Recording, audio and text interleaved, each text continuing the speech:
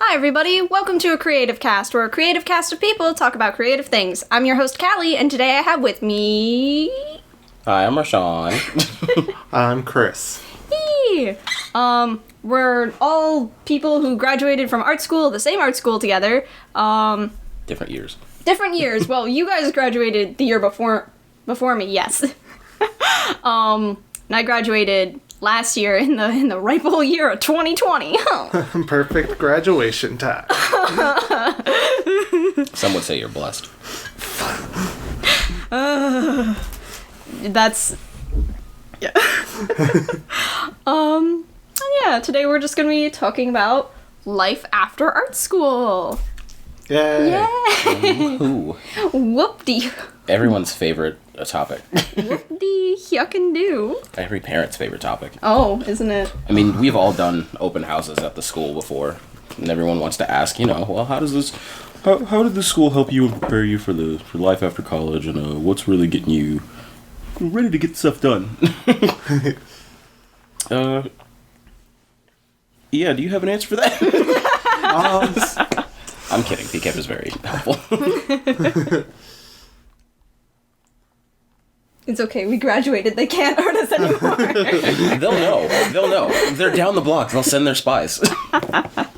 Yeah, I mean, when you're talking to the parents at open houses and stuff, it makes it, you have an answer for how college prepared you for life after college, but whether or not that's the reality of what your problems are after college, that is a very different story. True.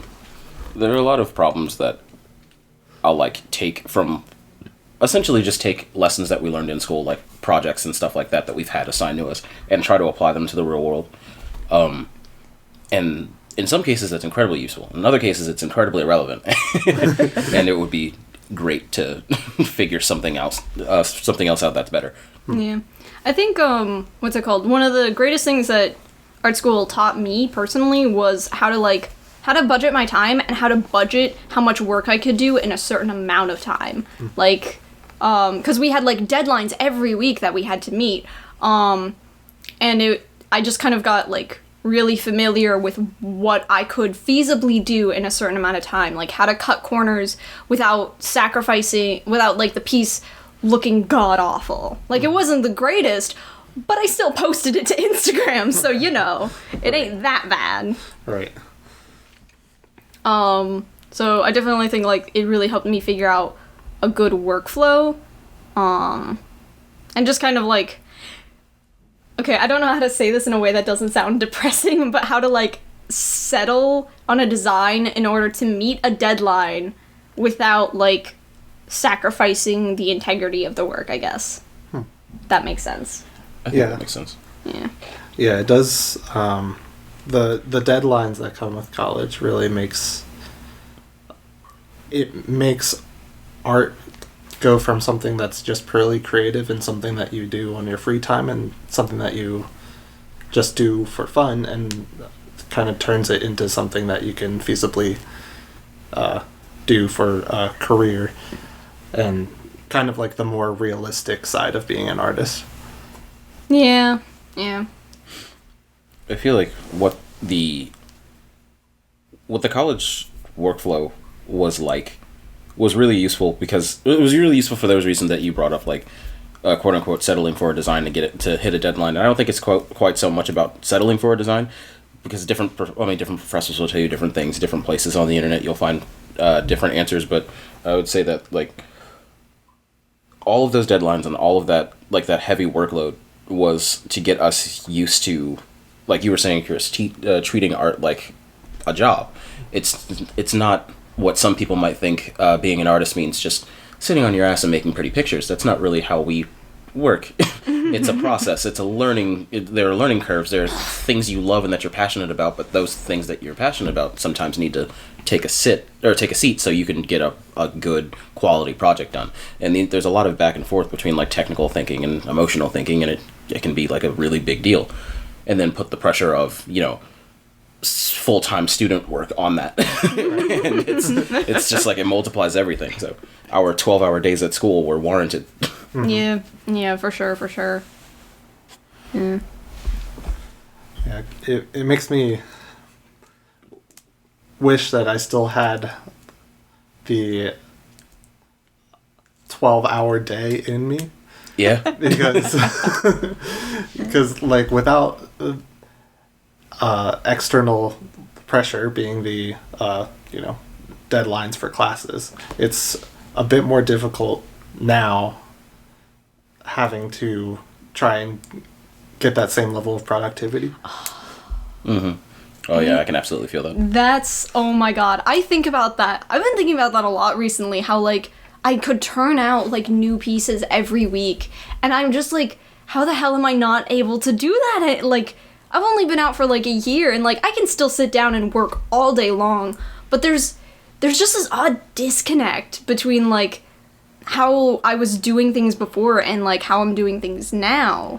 And, like, if I think about, like, oh, all of the projects, if I think about them like classes and what I want to do with them, like, I don't know, there's just some sort of, like, weird awayness that I feel from it all. And it's very annoying, because I'm like, I know I can do this, so why aren't I, or why can't I? What's the different now that I can't have back? Yeah, I think for me, what that feeling comes down to, like, why am I doing it? Like, I know I can make things for a very long amount of time, but before I graduated, making things was partially because I like making things, but also because I needed good grades to graduate. yeah, true. But Chris, C's get degrees. C's get degrees! C's get degrees! Well, I mean, you still have to do 70% of the work to get a C. I guess. I mean, if we're getting into technicals here. No, but, yeah, now, there's no grades that I have to get. I mean, I guess you could take money as, like, a grade. Chris, you only made $17,000 this month. That's an F. Are you kidding? I'd be sitting happy with 17,000. Oh wait, yeah, 17,000. I could do well with that. It's a fair amount of money, but Chris's standards. We gotta take the standards into account. Oh yes, of course. If it's less than 100,000, Chris doesn't pay attention. 100,000 is 100%. Count from there. That's how we equate. Monetary value here. The shit is pass or fail. You either get 100,000 or you're wrong. I don't take a shit for less than $100,000. It's like 999,000 whatever and 99 cents, and it's like, no, still not good enough. That Yeah. penny you found on the street, it's like Canadian or something. It doesn't even work here. You put it in a machine and it spits it out. Okay, what were you saying? Just the getting back into the college level of productivity, but with the intentions behind it of because I want to and not because I have to. Right. That's important. Yeah, I guess there is that level of, like, accountability that you suddenly have to have with yourself. 'Cause, like, oh, geez, I'm sure there's, like, an actual word for it, but there's that whole, like, need to, like, meet other people's standards versus your own, even if your own are higher than anyone else's. Or, like, the standards you have for yourself are super high, but you'd still rather meet somebody else's standards than your own. Does that make sense? Am I making sense? Yeah. It's like that whole, like, mental scape that we have with wanting our work to be the best, but also not wanting to disappoint others. Right. I think those are factors, definitely, yeah. Probably very important factors, depending on who you're asking. The word productivity has been shooting up in popularity for me. Honestly, in the last 4 years, not just recently, but somehow becoming even more important the last few weeks, I want to say. 2020 sucked. Yeah. 2020 had a lot of us, if not all of us, just like inside trying to figure out what to do, contemplating our careers and our futures and our pasts. Definitely me, since I do that already. But now I had a quiet room to think in. And like the idea of keeping up a certain level of productivity, especially like during quarantine and with this extra time, you kind of feel pressured to just kind of keep it up and like be just as productive as you were in college and just produce. But I feel like there's probably a level to that is unrealistic. I would know because I've been, or at least I feel like I know because I've been trying to chase that exact same thing as well. Where it's like I said before, we would spend 12 hours a day at school every day. From the moment the building opened to the moment the building closed, we were there. We were working on stuff. We were taking projects. We were taking naps here and there in the quiet room, and we were going right back to getting work. Yeah. Maybe not you, Chris, but I was. Yeah. No, I took a nap or two for sure. But like, when we only lived a block away, we could have just gone home, but it was better to stay productive and stay in the building, to hit the deadlines, and like keep treating what we're doing seriously. I think that's about passion, more so than productivity. Even if there were projects that you didn't want to get done, you did want to get that grade. You did want to work hard and show that you were, working and you were learning. So productivity was more important than passion, I would say. And now it's mostly passion, and I think that might be giving us some hard time, like all three of us. Yeah. I guess I can see that. It's hard to make a curriculum based around passion and nothing else, as opposed to like learning the specifics of art and learning like the rules and what works and what doesn't, color harmonies, perspective, vocabulary.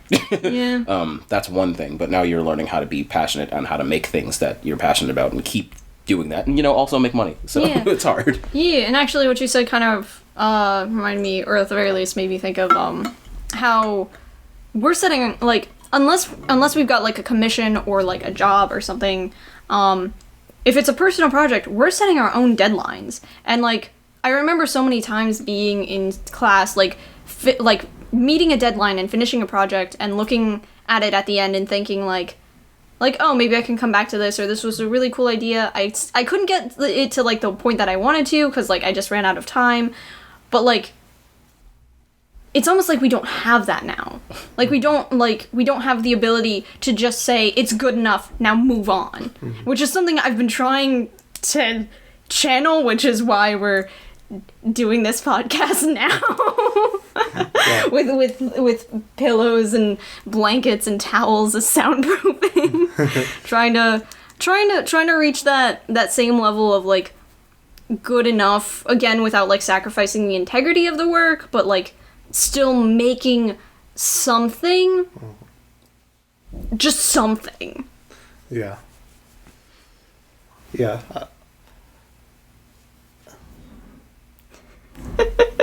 That's okay. We can edit out these pauses. Oh please, I don't want to have to edit an hour video. I'm gonna work. After this is done, I'm slapping this into whatever program, and then it's going on YouTube.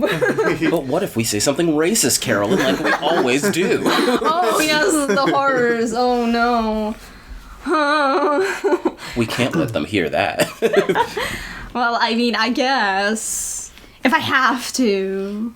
Some minor editing. Some 2 minor- hours of just very mean things being said. Anyway, I wanted to take a second. I think you were thinking about something, so you keep ruminating on that, Carolyn. I wanted to take a second to define for people who may not already know what is a personal project and what does that mean to you and you. Because people don't ask us about personal projects, especially not at the open houses in Peakhead. Everyone wants to ask ask the people who are going there about like what their kids are going to learn and how it helped and how the school prepares them for afterwards. And will they be secure here in in a career based on art? Will they be secure to get a job with the skills that they learned from school? But nobody ever asked, what do you do in your free time? What are the kind of projects that you work on that like make you want to keep working? Because that's an art-specific question. Not visual art-specific, but a creative-specific question. True. Very true. Like, you don't expect a chef to just come out of... Like, to just get out of college and just, work at any job that sits there, and, you know, they just keep doing it until they die. There's passion behind it. They have goals. They have things that they want to do, and personal projects are how you get there. Yeah, true. Now, you guys define that. I spoke too much. Yeah, I would say, for me, personal projects are basically any work that I feel passionate about that no one else is expecting, or no one else is needs for any sort of deadline other than myself. And personal projects could also be used as portfolio pieces in order to develop your skills and have something to show to potential employers or clients. I getcha. I think that's a pretty good descriptor. Descriptor. I think I'd have a similar definition for myself. Like, it's the difference between somebody paying me for the work and then just wanting to do the work myself. However, as I say that, I do realize that all of my personal projects are tied to some sort of monetary value, in the sense that, like, I'm working to make them into something to get me money. Like, this podcast is a personal project, but hopefully someday I'd like to be able to, like, gain some funds from it, you know, gain subscribers, get likes, have a Patreon, the whole nine. Like, that's, like, part of my whole, like, big scale dream. So even though this is a personal project, it does have, like, some monetary value to it, but I guess that's kind of getting into, like, hobbies, which I wouldn't call any of this a hobby, again, because there's, like, that whole monetary value attributed to it and, like, tied to it. But I guess it's kind of, I guess then the key difference would be, like a work project is something that somebody else is, like, paying me for, versus something that I'm working on for myself, kind of, right. Like, for my own money's sake. Yeah, it's interesting because, like, the idea of, when you say the words, like, personal project, it makes you think that it's, like, something that is, like, meaningful to you, or you have some sort of, like, emotional attachment to, but it doesn't have to be like that. It just is something that is for you, if that makes sense. Yeah, I get that. I guess, like, that's kind of, I keep bringing back the podcast and getting meta up in here. But I guess that's kind of, like, the difference between something like a podcast or something like a video or whatever, and, like, versus, like, if the content is more personal. And I guess this is kind of personal since we're talking about our lives here. Yeah. But yeah, it's yeah, I guess there's that, like, kind of slightly incorrect connotation that it's, like, something big, emotional, and meaningful, when that's not always the case. Sometimes you just do something because you think it's fun. Yeah, I mean, I feel like there's a very hard line between what the difference between a personal project and a job project is, but, like, if you're working on something for someone that you like the project, and if they hadn't asked, you probably would have done it for yourself anyway, is that still a passion project? Do you have less passion for it because it's, you know, you're getting money for it, but, you know, you want to get paid for the thing you love, but what you love is art, not money. You just need money. Yeah. Yeah. But, yeah, I guess, like we were saying earlier about, like, hitting deadlines and things like that, if you were working on a passion project for someone else, you'd obviously probably have a deadline. You'd probably have, like, this idea in your head that it can't go to that person until it looks a certain way. But for a personal project, it's like, it looks like what it looks like, and it goes to me when it's done. Or it goes to the internet, or it goes in a portfolio, unless I don't like it that much, and that's fine. Because a whole nother conversation topic could very much be, like, I guess, talking about, like, the quality of work that you're making and how much it means to you as an individual when it becomes, like, work that's just for you. Like, does everything have to be pretty? No. If you're learning, if you're practicing, you can make a bunch of ugly stuff, that's fine. You just keep making things.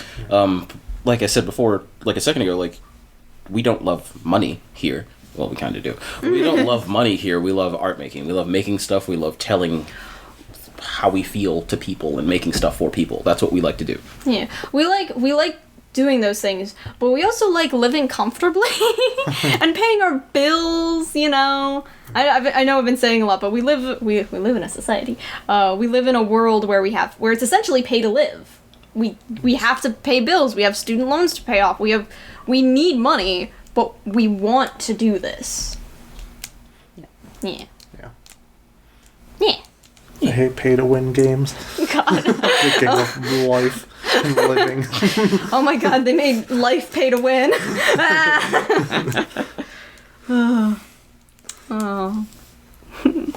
I think, since I keep coming up with different ideas to talk about, like, we don't have to we'll talk about this right now because it is a long thing that'll probably take notes. I want to take notes on it personally, but like, like there should be an episode about like just the talk of money, like the dirty topic of money as artists, and like what it means to us, and like what other people tend to think money means to us as well. Oh my God, yeah, that could be like an entire episode in and of itself. This is just episode 1. I just really want to get in the habit of like doing this and recording this like with you guys. Or just whoever. I don't know. I think you guys are fun, and y'all we always have good talks, and so now we're just recording it. But yeah, no, that'd definitely be like a whole topic. Yeah. Because there's also the matter of how do you price your artwork. Ooh, such fun topics. Yep. I actually haven't had issue with that lately. Yeah. Not really. In high school, we talked about it, and we had a couple galleries and stuff then, and I was selling work back then. Well, no, I was getting ready to sell work. I didn't sell anything, but Yeah. I was getting ready for pricing and things like that. Which, you know, I think there are a lot of things like that if you think too much about, it will be very difficult.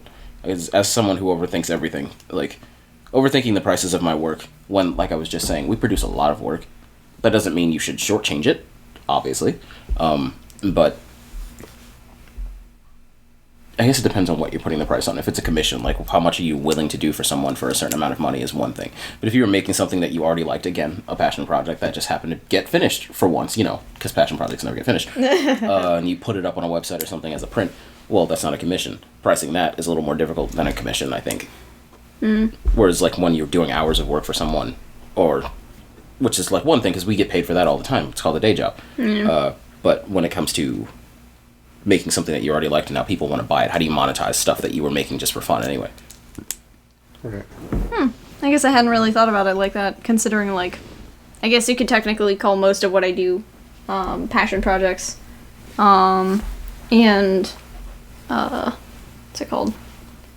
Yeah. Passion projects, and like putting a lot of time, effort, and energy into what I'm doing. But like, I mean, like it's all made with the intent that that someday it's going to bring in some kind of money. So I guess I haven't really thought about it too much in that sense. I think the only creative things that I make that I haven't put too much thought into money is like my knitting, and even then the thought does cross my mind, but I do not knit nearly enough to turn it into like anything profitable. I have a scarf that I started like 3 years ago. It's still sitting there. I think you should let that sit there. You should let that sit there for a while, because now we're moving into another topic that's super important. Like, everything you do can't be for monetary value. Everything you do can't be taken so incredibly serious that you're stressing yourself out 24/7. Yeah. Oh my god. Yeah. I'm a very competitive person. I always have been. I think I always will be. And when I compete with myself more than anything else. And like, if I see someone else doing something great, I'm just like, I could do that too. And then I try it, and I'm just like, do better next time. And I'm like, cool, I will. And sometimes I don't, and I get really upset about it. And I'm just like, this isn't even. I didn't even go to school for this. I'm like making a pie or something, and I'm like, I gotta do it better. Knowing when to chill. That's a topic. Yeah. That's a topic to talk about. Oh, that's a big topic to talk about. Yeah. Who were we listening to when we heard somebody say, like, not everything you do has to make you money? Because that just hit way too hard. I don't remember. That does sound familiar, like, as of the last few weeks. Yeah, like, somewhere said that, And like we just kind of looked at each other and was just like, oh no. I feel attacked. I came here to have a good time, and I'm honestly feeling a little attacked right now. You know, right here in my own room. right here, right fucking here. Like Chris, what do you think about all this? Yeah, that's the idea of like stressing yourself out and like being full productivity mode and everything needs to be perfect is something that I think I really like I was really stuck on in senior year. And then once I graduated, I just took like a big like kind of break. Like if you work too hard like all the time on something, you're going to get burnt out. Yeah. Yeah. And I think that's what at least for me happened with college. Yeah.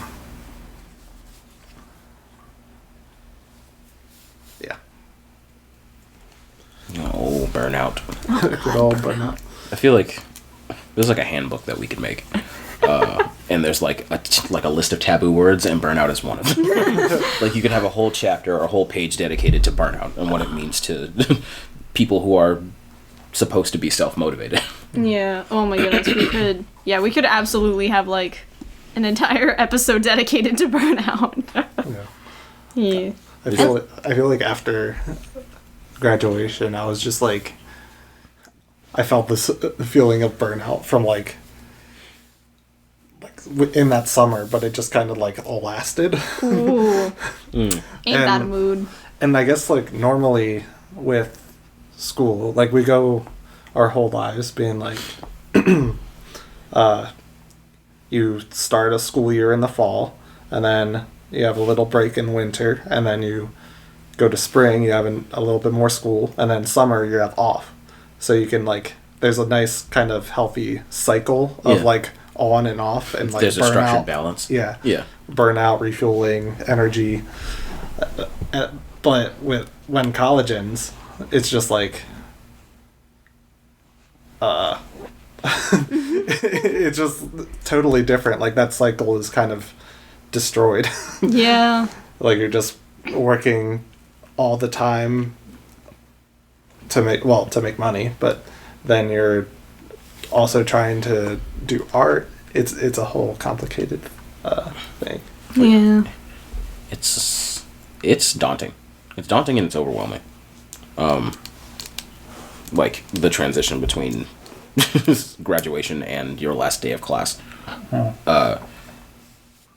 Because I don't know about you guys, but like when it was happening to me the whole time, I just couldn't get into the moment. It was just like, I've been here in this building for 4 years, and every wall I see is connected to another memory of just like having to work, like reminding myself that I have to get stuff done. I saw a piece up on that wall 2 years ago that I really liked, and I want to be up on that wall. Or every room has some memory of like us being in there and studying or talking about something important, or like being really tired after a test, or taking a class in there for a while. Like every part of that building reminded me of something, and then in one day it was just like, well, you don't come back anymore. That's it. You did it. Bye. And that was, I don't know. It was after a few days of really thinking about it, it became very strange, because it's like, well, where's the structure now? I knew it was coming. We all knew it was coming. We know graduation's coming. But you know, once it actually hits, it's just like, well, now you're here. And if you didn't come up with a strict enough plan or a good enough plan beforehand, then you're not screwed. You're just in a different place now, and you have to figure it out. Yeah. I wanted to ask you about that burnout that you felt after college, and how did you deal with it? Like really quick. Like we're probably going to come back to talking about burnout again. So like if you want to briefly just get some general ideas out about burnout, how you dealt with it, and like what would be your advice for, 2021 PCAD grads. Those poor bastards. How did I deal with the burnout after college? Your major's not even called the same thing anymore, too. Yeah, it's different. Things are already different. Animation and game art, which is a much better name, and I'm happy they changed it. But yeah, anyway, burnout.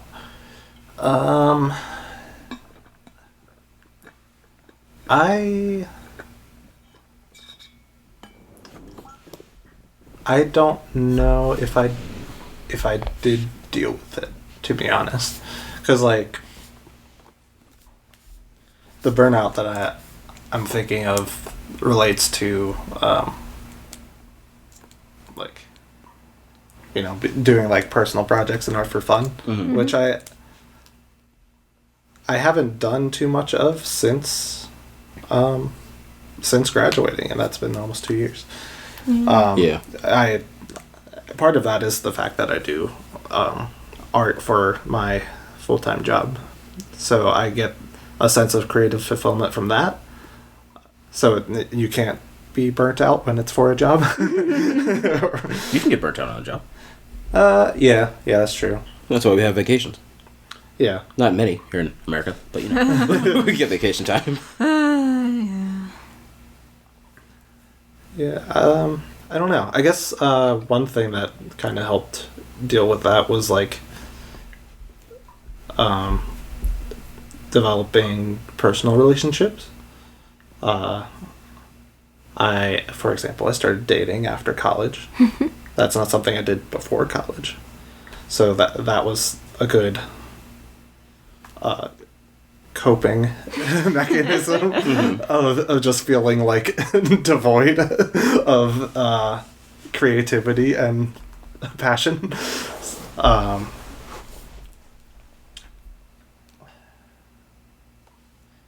But as far as like personal projects, I've recently been getting into doing personal projects for fun again, and I think what's gotten me back to that point is just the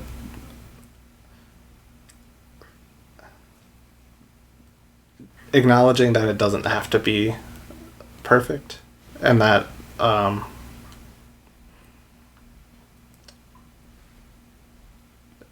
I guess like art is a innate thing for me, and I assume for all of us.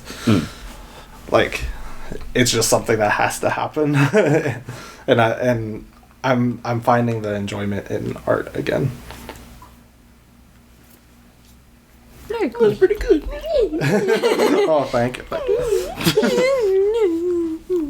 Some good stuff you got right there. Interesting.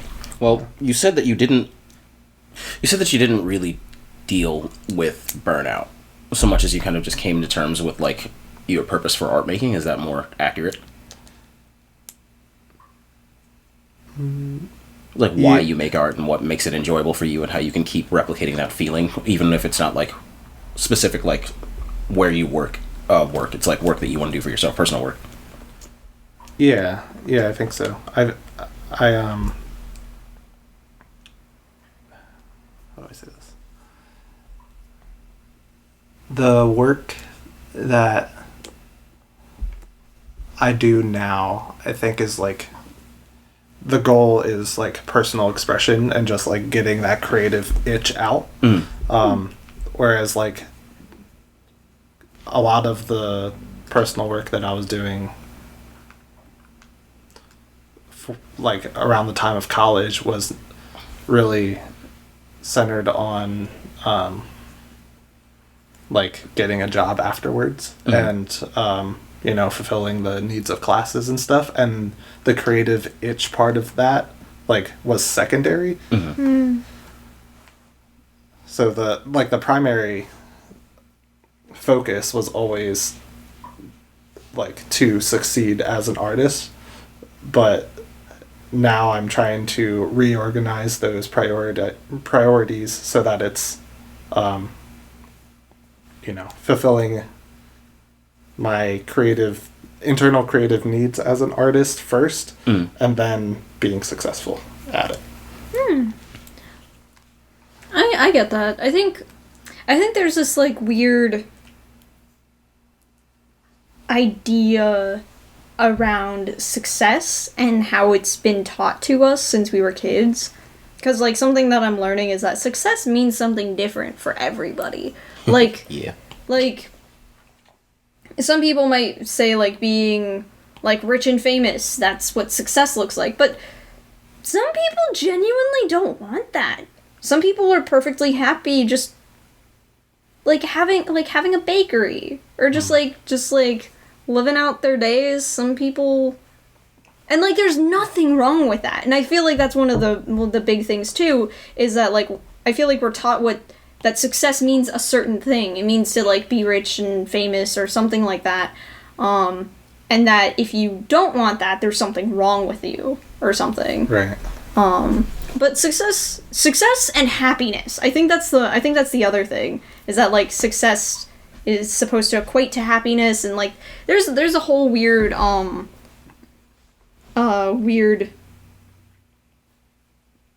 connection between the two and how it's taught to us. So yeah, sometimes trying to figure out what happiness and success means for like somebody is a struggle, because it's so wildly different than what society teaches us it should be. Well, let me ask you this, Carolyn. Would you rather be successful or would you rather be happy? there's the question. Are they the same thing? Do they need to be the same thing? Can you be successful and happy, or can you be happy without being successful? That's definitely like a deep like art consideration conversation. Not even just specifically art. When I say art, I mean creativity in general. Like, what does it mean to be happy as an artist, and what does it mean to be successful as an artist, and what does it mean for what do both those things mean to you as an individual? Because, like you said, some people are fine with not making bank. They just want to be an artist, and they'll find monetary success in other places, which is completely fine if that's how you want to live your life.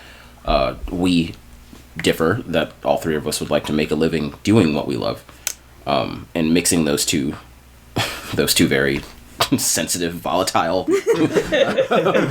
components. Yeah. Very, very difficult. Yeah. So, back to the question. Success and happiness, and this is extended to you too. Would you rather be successful or would you rather be happy? As a hypothetical. As a hypothetical.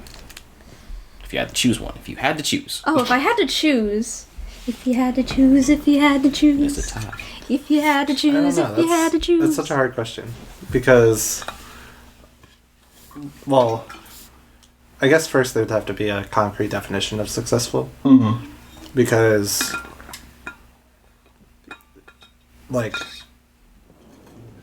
there's, like, being able to live comfortably off of our career successful, and then there's, like, being, like, a notorious, famous, quote-unquote, artist. Famous successful. artists. Those don't exist. Unless they're 700 years old. True. But, yeah, and then happiness is also kind of like a gradient type thing. Because there's, like, content, and then there's, like, totally at peace with everything. Yeah, enlightenment. Yeah, those are definitely very, like, prominent thought processes that have been coming through for me lately as well, too. Where, like, I'm now in a position where it's, like, it's been 2 years since we graduated. Almost. Next month will be 2 years. It's January. You know what I mean? In May, it'll have been 2 years since graduation. And, I haven't been doing nothing. I've done freelance work mostly. I've done artwork for commissions and stuff, and I've been able to, like, make money. But it's not, like, my main source of income. So, like, I find myself now being like, well, am I happy just making some type of work and making my artwork and clearly getting better from my perspective? Like, I'm seeing myself get better. Is that enough for me to just be like, well, it's better than nothing. I should be happy. I'm making money and I'm making art. So at the end of the day, what am I so stressed out about? So I guess that's creating in my head a sense of what happiness could be for me if I wanted to just, like, turn down the competitiveness, turn down the ambitions for a little while and just realize where I am and be happy. That's something that I'm struggling with. But that's happiness. And then when we're talking about success, in my head, success artistically means I'm hitting very specific goals that I've had in mind. Like, I want to make projects and do things for people and have them give me feedback and say, you know what, you did something that really changed my life, and something like that. Like, that's more important to me than, like, having a big house or being rich or anything. I want to make stuff for the same mediums that made me want to make stuff. And then have people say, you know what, because of you, I want to be an artist. And just keep that moving. That is what success means to me personally. And if I don't hit that, or if I'm not hitting that, or if it just seems too far in the future, well, then I feel like I'm not successful. But that's a big kind of goal. That's not like something you're just going to do today. Yeah. So, you know, finding what success means, finding what happiness means, finding whether or not those two things come together, or if they have to be separate for you. I don't know. It's just a it's just a whole bunch of consideration. Yeah. Yeah, I definitely have like a similar like view in the sense of like what success means to me and what happiness means to me, because like the main reason that I want to make a fair amount of money is solely like, I mean, yeah, live comfortably, but I mostly want to make it to help support my family, you know, make sure my dad's got a good retirement, help my brother through med school, stuff like that. So that's like where the big desire for money comes into play for me personally.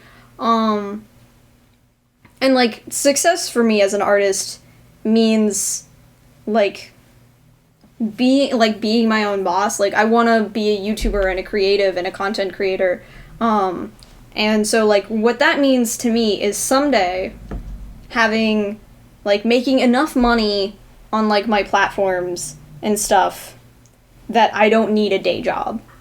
Like I dream of the day that I come in and then I hand my 2 weeks in because I don't need it anymore. Like that's I think what really gets me motivated to do things. But it's also a little discouraging and sad because making it as a content creator and like just being an artist in general takes so long. It's such a long process to try and like make it as an artist and to be successful, and it can be really disheartening. Like it's sad that it takes so long. I mean, it's worth it. It's a million. Like it's I mean, I can't say for certain because I'm not there yet, but I think it'll be worth the time and the energy to make it there because it's what I want. And like there is a certain like equation of like success to happiness for me personally, because I also want to like attribute to the whole like creative cycle of like artists inspiring younger artists who then grow up to be amazing people, and artists inspiring a new generation. Sorry. And I want that so badly. I want to give back to the community that inspired me so much as a kid. Like, the stories that I was told and that I was raised on, the art that I grew up with, I want to add to that archive of glory for new generations to come. I want that so badly. And it's a long process. And there's a sorrow in accepting that it's going to take a while. But, I mean, if you really love what you're doing, then, like I said, it's hopefully worth it. Oh, yeah. Speed. What another topic for a whole nother podcast. Let's talk about when you should be successful. Oh, God. Oh. Fuck happiness for a second. Let's talk about when you should have that job and be happy. And That was not what I thought. yeah, we're not gonna go that deep into the topic, but like that's a whole nother thing too, because it's like, well, you have this idea that you're gonna go to college and then you're gonna graduate college and then you're gonna have a job and you're gonna have money and it's gonna be over. You're done. You've still got structure. People want to throw money at you. You get to make art. It's happy ending. Goodbye. End of podcast. But it's never like that. Education is not like that. You have to put in extra work and you have to know what you want and you have to make a plan. Though sometimes things just kind of fall in people's laps and that's cool for them, but you don't want to bank on happiness just falling out of the sky and landing in your lap, or like a job opportunity or something. You gotta work for it, and it's soul crushing when it takes 5 years instead of 2 months when you thought it would only take 2 months. Yeah, I think that's like the thing that like gets me, because like I recently reworked all of my notes and stuff like that, and I was going back and looking at my like 5 and 10 year plans And, like, it hasn't changed too much, but, like, I was adjusting some things, and it just, I don't know, it's just, I want, like, doing some research and things like that, shit can take, like, however long or however short, but, like, for content creators specifically, from what I can gather, and again, this is entirely, like, dependent upon, like, algorithms and, like, how often you post and things like that, and all that crazy nonsense. Well, not nonsense, but all that crazy stuff. But, like, from what I can gather, on average, more or less, if you post consistently, and, like, work with the algorithm a bit, you can generally get a good enough following to support yourself, depending on where you live and, like, what your finances look like. You can generally get a good following within 5 years. So, like, my whole, like, 5-10 year plan is kind of generated upon that, with the knowledge that it's a give or take. Like, it might take a little longer, it might take a little shorter, but that's the plan. And I'm already a year into it, and I don't know if I'm making the progress that I'm supposed to. I very much feel like I'm just flying by the seat of my pants with a lot of the stuff that I plan and cook up and come up with and try to do. Because I've got a lot of really cool projects, and I'm really excited about them. It's just getting them out there. It's just, like, having the time to sit down and do them and get them out there when you're struggling with trying to, like, have a balanced life, have, like, a social life with see your friends, be healthy, eat healthy. Deal with a day job. Deal with a day job. Like, that's probably, like, the biggest thing that takes me away from my art, and it's very frustrating. Because all I want to do is just art all the time. Which is kind of a problem in and of itself, I've been finding. Yeah. You can't do art and nothing but all day. If you want to be an entrepreneur, or if you want to, if you want to be, or find that, whatever that success is for you, like we've been talking about personal success, well, what does that look like? What do the people who are doing that do in their day-to-day life? Successful people tend, from what I've been gathering, successful people tend to have this plan in mind and be executing or exacting. Is that right? Executing? Yeah, executing it every day for, like, that 5-year plan or that 10-year plan or even longer, because they've been doing it for a while. Success doesn't come from just, like, sitting there and doing one thing all the time. You got to be strategic about it these days, especially because we live in a time. Don't say society. We live in a society. We live in a time. Times. We live in a time where it's like everyone's being entertained by something. Everyone's putting out content. Everyone's making the thing that you already want to make, and probably 10 times better than you. So what are you doing to be interesting? Because you're not going to be the best. You're not going to be the fastest. You're not going to be more likely, maybe I'm just talking about myself here, but you're not going to be the prettiest person doing it. So what do you do to be successful and be seen and grow that and create that following? And how long is it going to take? And what should you be doing in the meantime to keep yourself, alive until that plan works out? Yeah. Marshaun, I think you're the prettiest person. You are so gorgeous. I appreciate all of these words. They make me happy. You're so pretty. This is the most I've smiled in 2 days. It's all because of you guys. Yay. Anytime. Anyway. But yeah, no, I wrote down a couple different notes for things to, like, kind of get on. They don't have to be today, of course, since it's 6:11. We've been recording for almost an hour. 48 minutes to be exact. 48 minutes. Yeah. And like I said, I plan on doing this more. I'd like to do a podcast at least once a month, maybe more, depending on how available you guys are, because, like, I don't know, there's just something cathartic about sitting down and, like, just talking to people about things. Yeah. And just talking about shit and life and the struggle, and I don't know, like, again, like, going off of that whole, like, wanting to inspire other generations, like, a part of me kind of hopes that, like, somebody who's thinking about going into the art world, or who's, like, in a similar situation where they're about to graduate or recently graduated and they're trying to figure out what the hell life is going to be about, and I don't know, I can't say for certain that we're giving the best advice, but I feel like hopefully we're at least giving a view into what to expect in like the most realist way possible, and not sugarcoating that it's gonna be tough. It's gonna be hard. Yeah. But if you love what you're doing, it's gonna be worth it.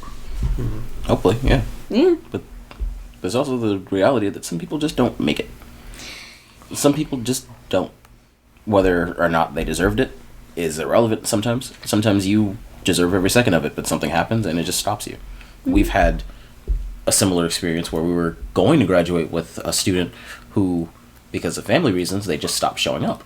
And their work was great and they were doing good things, but, sometimes personal things happen and it just doesn't work out like that. I mean, the same thing happened to my dad. I mean, he got really sick in college, couldn't finish, and then that was it. He never got to go back. And then he passed away. Not everyone gets to have a big, happy story. And I think realizing that has made me more scared for the future than I think it ever has been. Because we spend, so much of our time watching people make content, and you get to see, these shiny, pristine versions of people's lives, obviously, where they've been successful. They've been doing what they've been doing for God knows how long, and they do it and they get out their content and they're just getting all of this attention, and they're kind of doing a lot of things that you might want to do. And you're like, well, am I living this fantasy world trying to get to that height of, I don't want to say popularity, but kind of popularity. You need a following to sell things as an artist, right? We need to have people paying attention to what we're doing, otherwise we can't sell. Unless we get a contract job, of course, which is also an option. None of us are saying no to contract jobs. Please hire us. But we're trying to build up that experience as of right now because, you already have a contract job in the field, and it's been difficult and stressful, and it's great that you have it. We're trying to do something similar, the two of us, and I don't know, sometimes you look at your work and you're like, I'm not really there yet. I got to keep working. So that's what the personal projects are for and everything. But there might come a point, because that's I'm dealing with right now, when you kind of look at all the work you've been doing outside of school and all the stuff you've been doing for yourself, and you're like, well, am I actually getting there? Is my plan foolproof? Am I actually making progress? Am I judging myself too early, perhaps? Should I be focusing more on other things outside of art first before I jump back in and solidify that this is the thing that I'm doing forever? I don't know. There's a lot of questions there. Yeah. But being realistic is really important. Not being negative, being realistic. Those are two very different things. Yeah. You have to look at yourself. You have to look at your progress. You have to look at where you want to be and the people who are doing what you want to do and say, am I getting there? Am I close to that? Do I have something to offer?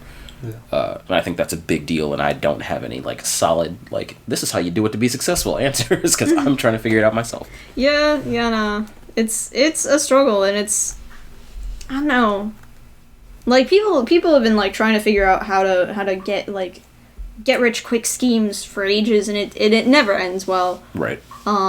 So I don't really know if there's, and even people who the videos that I watched on people who try to talk about how to make it on YouTube, they don't know what they're talking about. No offense or anything, but the algorithm and the process, nobody can figure out for the life of them how people just blow up. It just happens. I mean, good God, how do half the memes that get big and not just die anew? I mean, come on.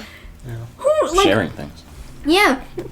I mean, sharing things definitely is a big part of it. But how do you? But I guess that then comes to the question of how do you get big and then stay big? Well, some people don't.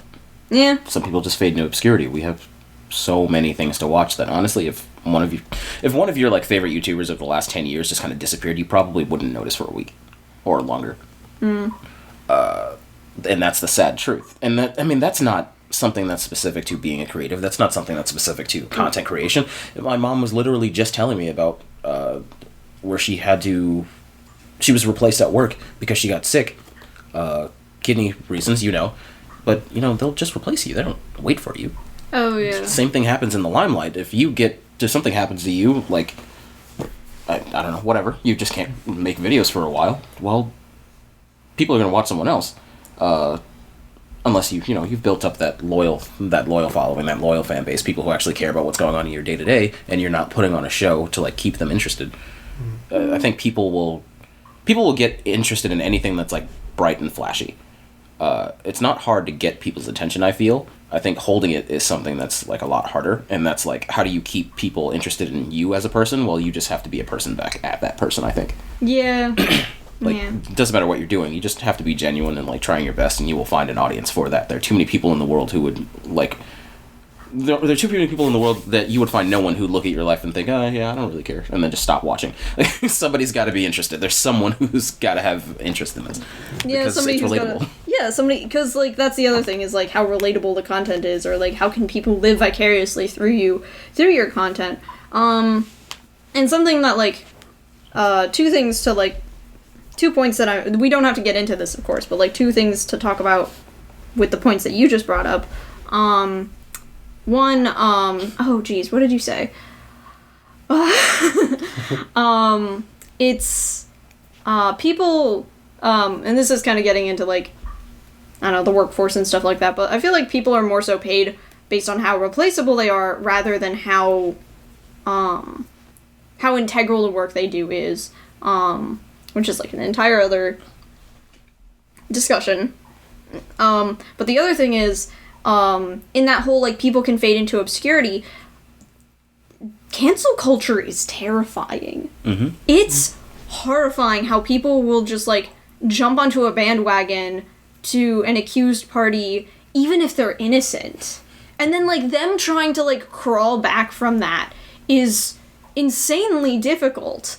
Like, oh, it's, like, I don't know, like, the optimist in me is just like, oh, it's cool that, like, people are rallying to, like, expose or like, expose bad people or help good people or whatever. But, like, if the wrong person gets caught in the crossfire, if an innocent party is deemed guilty, their life is done. Mm-hmm. And that's a shame. That is a crying shame.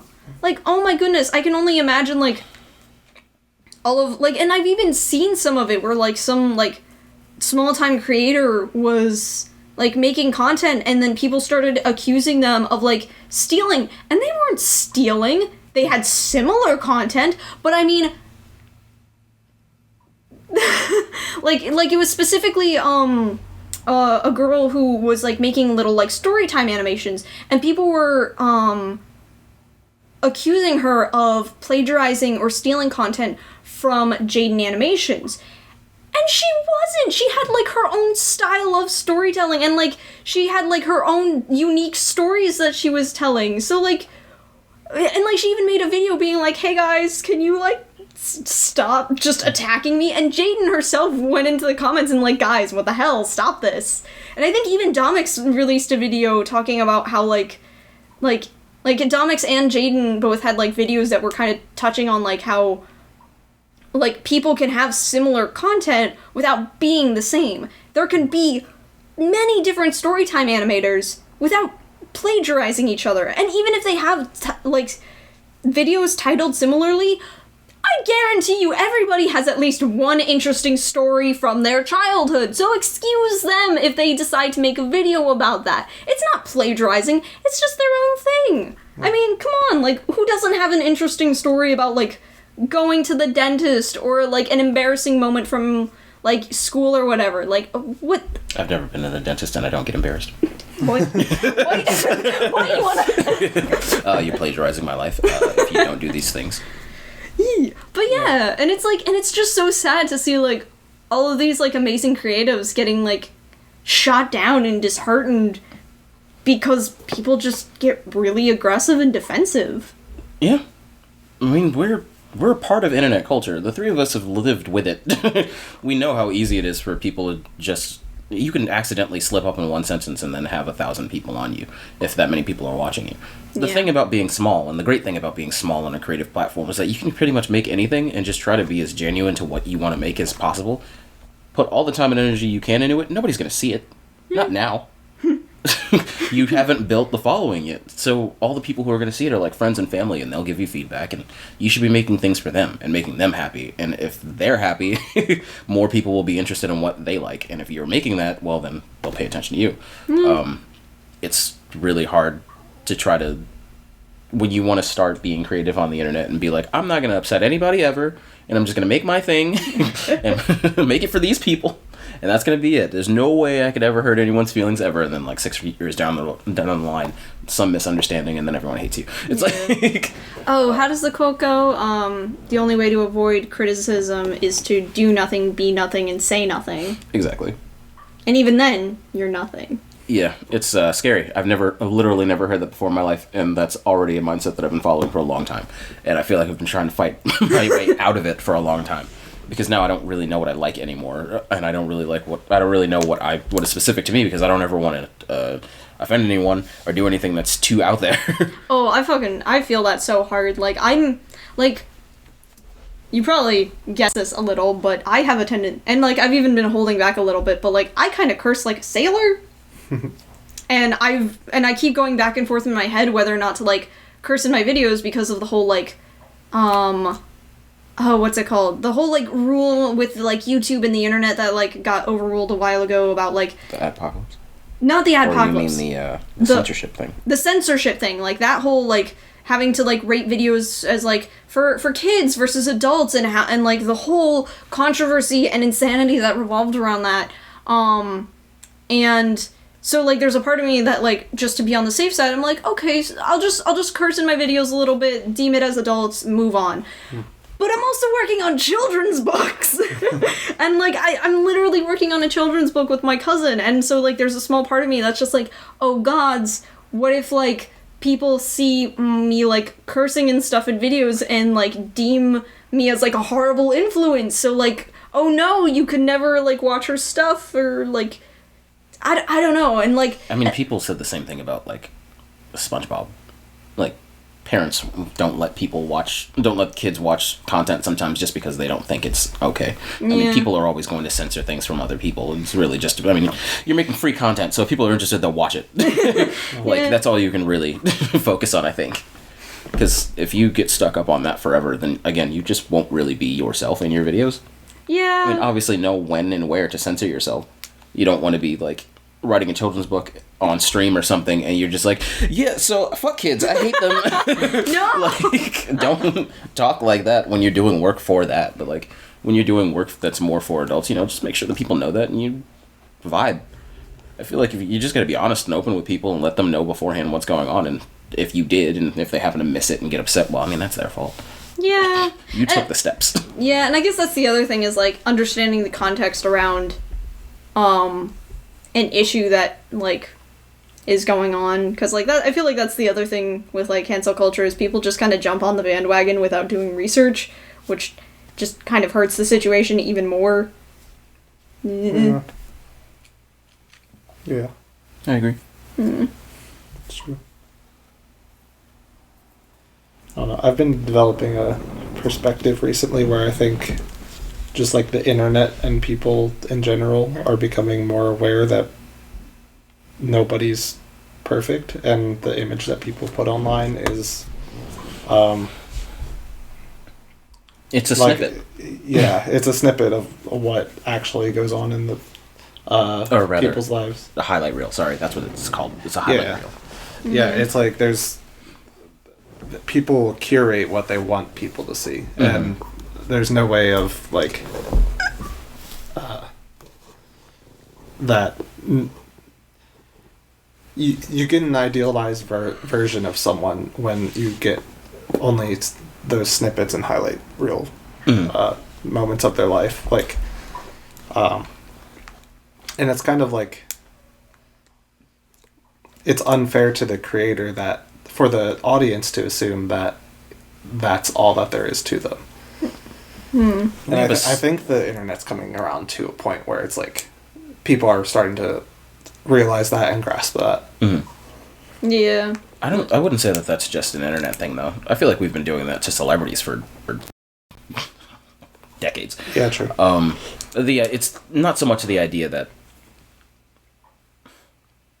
we live in a time now where people just don't understand people, and we're constantly uploading, like, squeaky clean versions of what's going on in our lives. I mean, like I said, we've been doing it with famous people. You have an idea of who a famous person is based off the characters that they play, or like comedians. Bo Burnham specifically talks a lot about, like, he plays a character on stage. It's a comedy show. He acts a certain way and talks a certain way and delivers on a certain type of view because that's the character. And people talk to him in real life and they expect him to be as extroverted. They expect him to be everything that he shows people that he is in his shows, but it's like, that's the art form. That's not who he really is. And that's really important for us to kind of realize, because I think a lot of us don't really have that connection and realize that when we're looking at our phones, we're looking at people, other humans with lives and, like, goals of their own and plans and stuff like that. It's not just a person, there's not just a thing there to create content. there's also the matter of, like, content creators versus studios, like, where content creators it's usually just them, or, like, them and very small team of people. I remember, watching, Superwoman, Lily, in a little video.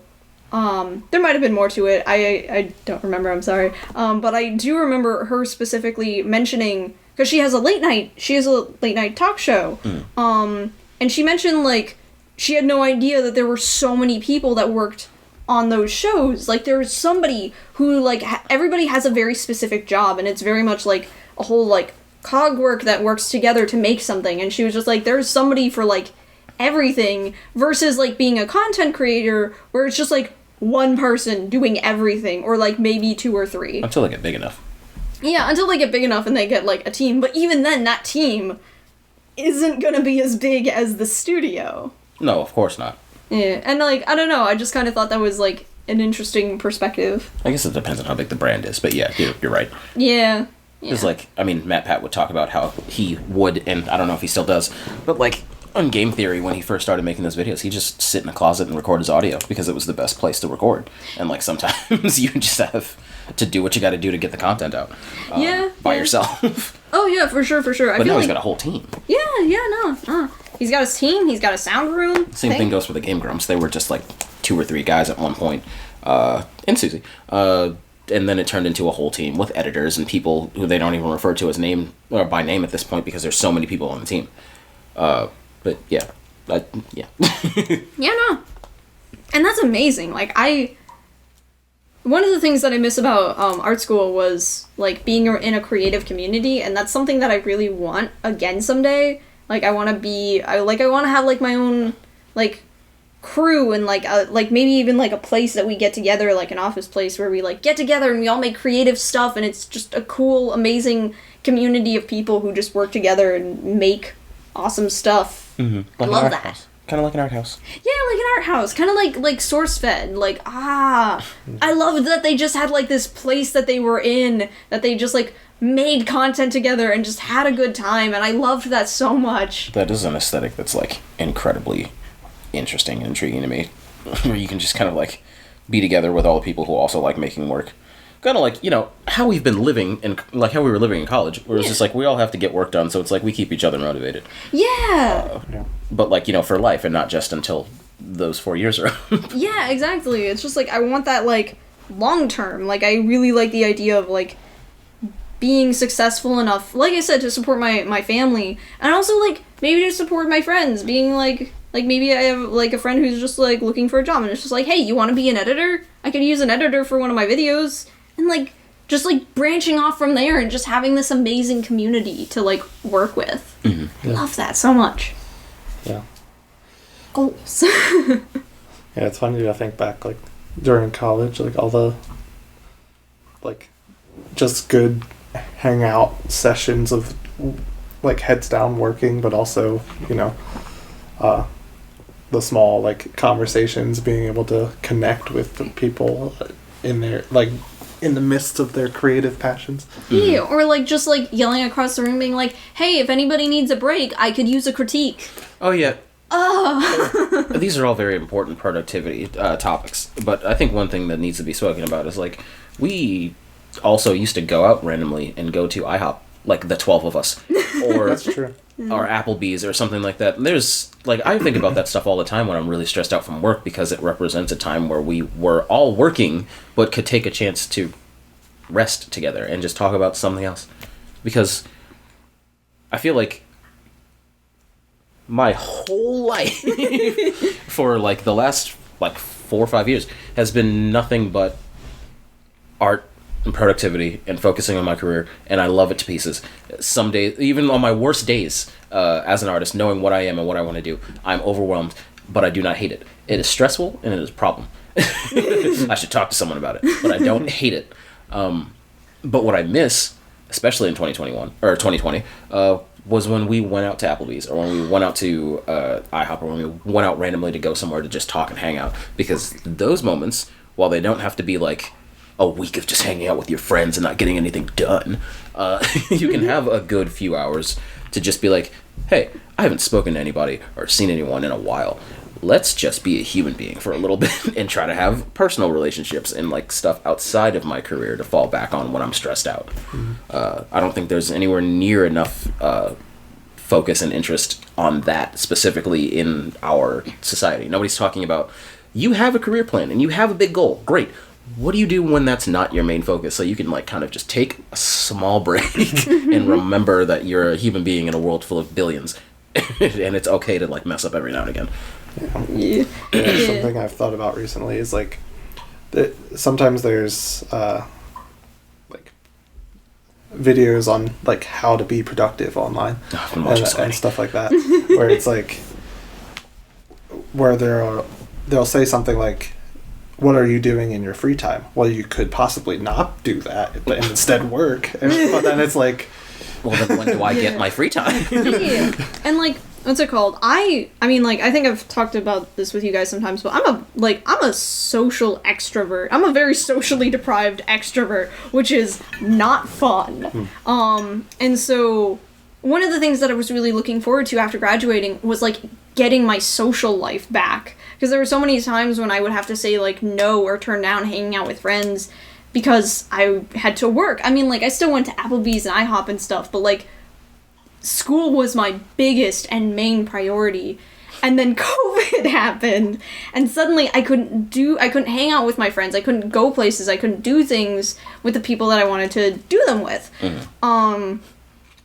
So my fallback kind of became D&D. Yeah, I was gonna ask you what your answer to that was, which was like just try to be extroverted. Yeah, essentially like cause my last semester, I made like we had the tabletop game club in PCAD and I really wanted to join, but like the fall semester, I had a class at the time that they had the club, but my spring semester, my last semester, I didn't have a class then, and I made it a point to show up and put in the effort because I really wanted to just, like, I wanted to learn how to play D&D, first of all, but, like, well, that was one of the points, not first of all, but that was a point, but, like, the biggest point was I just wanted to, like, be social and be around people and have a good time for me, and to just, like, be social and connect with other people. Mm-hmm. And when I graduated and the club, well, it mostly had to do with, like, COVID coming around, or 2020 being 2020, and just, what's it called? And the club kind of got a little meandered and the campaign fell apart. So I started searching in other ways. Like, D&D was still, like, a big focus for me, and now I'm currently, like, a part of a campaign, which is super fun, with amazing people, and I'm also running a campaign, and, like, and it's super fun, and it's been a really great outlet for me to, like, be social and be creative, because it's, like, it's the one consistent social thing that I do that's for fun. Because, like, you know, I talk to people at work, but there's something that hits different about, like, small talk at work versus, like, in-depth conversations and, like, problem-solving that comes with D&D. Small talk at work is almost never on the same level as, like, talk with your peers. Exactly. At least not in my experience. You know, I've only ever had, like, 3 jobs, and every time I go to work, it's always, like, I'm usually the youngest person there, and No, I'm not the only person, like, with a college degree or pursuing a college degree at that time, but usually I would be, like, the youngest person there, and I want to talk about video games, or I want to talk about art, or I want to talk about anime, like, stuff that gets me passionate, not just stuff that's like, oh, it's a pastime, it's, like, something I love. And most people either have no idea what the fuck I'm talking about, or don't care. And that's fine, they don't have to. Yeah. But, like, now I don't have a place at work where I spend 6 to 8 hours of my life dreading every second of it. I can't even have a conversation about something I care about because nobody gets it. So it's just like at work, dealing with my brain. It's just like trying to get it done as quickly as possible to get back home, to get back to work. Yeah. So yeah, the day job topic. We'll push that and hold that for now. Yeah. But like the other issue that the one issue that I'm running into currently with D&D, because I took on being a dungeon master for the sake of actually being able to like play the games with my friends, is being a dungeon master takes so much time, effort, and energy. Send your DMs some love. I mean, I swear to God, like, it takes a lot of time, effort, and energy. And, like, originally when I was planning on doing it, I was reaching out to some friends, and suddenly, like, everyone and their mother wanted to be in the game, and, like, it was getting really overwhelming and stressful to try and think about planning for it and carving out time for it, because I'm still really freaking busy. And, like, although I'm really bummed that, like, almost all of them, like, backed out, no offense, like, not calling you out at all, there's a small part of me that's actually really relieved, because now I'm just, like, it's just me and, like, a small handful of friends and family that I'm DMing for, and I kind of just want to keep it like that for now, at least until, like, I get my, like... Everything else together? Yeah, at least until I get everything else together, because, like, being, like, a DM for you guys has been so much fun, but, like, I really don't think I can handle another player or like, DMing for another campaign. If somebody else wants to DM, I'll see if I can make time for it, but, like, I personally can't DM. Because the difference between being a DM and a player, among many, is that, like, for a player, all you have to do is show up. Once your character's made, that's it. You just show up and you're good. As a dungeon master, you have to put in time afterwards. And how much time you put in is, like, varies for you, but, like, I like to put in, like, a genuine amount of time, because I want to make sure that you guys have a good, fun story to play in. And I just, oh my goodness, like, I feel so bad, because, like, my one friend who was genuinely really excited about playing, messaged me, and he was just like, hey, so, like, I don't know when I'll be able to, like, start playing or anything, but, like, when are you guys gonna be doing that so that I can work my schedule around it? And I was just like, oh, buddy, no. I love you and I appreciate your enthusiasm, but I really don't think I can handle another person. Like, just the thought is, like, really stressing me out. Like, I'm losing my fucking mind trying to, like, think about another person. Side hobbles? Can't speak. Side hobbies probably shouldn't get that stressful. Exactly, and that's the other thing that I was thinking about. I was just like, this is meant to be something fun for me as, like, a little hobby. It shouldn't be this stressful. Like, I'm not even trying to make money from this. It's not like I'm trying to pull, like, a Critical Role situation and, like, monetize from this. No, this is literally just for me personally to have fun. It should not be this stressful. So no. And that's the other thing. I gotta learn how to say no, and I gotta figure out how to tell my good boy, I'm not gonna, you gotta find somebody else to DM, because I don't think I can mentally handle that right now. Well, that's cool. That's a really nice advancement for you, emotionally and, like, I guess, personally, because you wouldn't have been able to say that last year. No. You wouldn't have been able to say, you know what, I'm too stressed out, sorry, I'm going to have to disappoint you. And it's cool that you can, like, say that. I feel like confidence like that, for me, absolutely came from college, actually. Just, like, knowing that art and my career is what I wanted to focus on, being able to talk to people about what's important, and then realize, hey, we've been goofing off a little too much, I need to get back to work. Which is something I know Chris had to deal with us a lot. So sorry about that. So sorry. I'm talking about, like, even freshman year, sophomore year, when we were a little more rowdy. But, like, we did eventually, like, put our heads together and realize, you know, work needs to get done, and we all want to be successful. And I feel like at the end of all of that, we eventually, like, came together to do exactly that. We essentially got to Chris's level. And then we were all Chris level professional.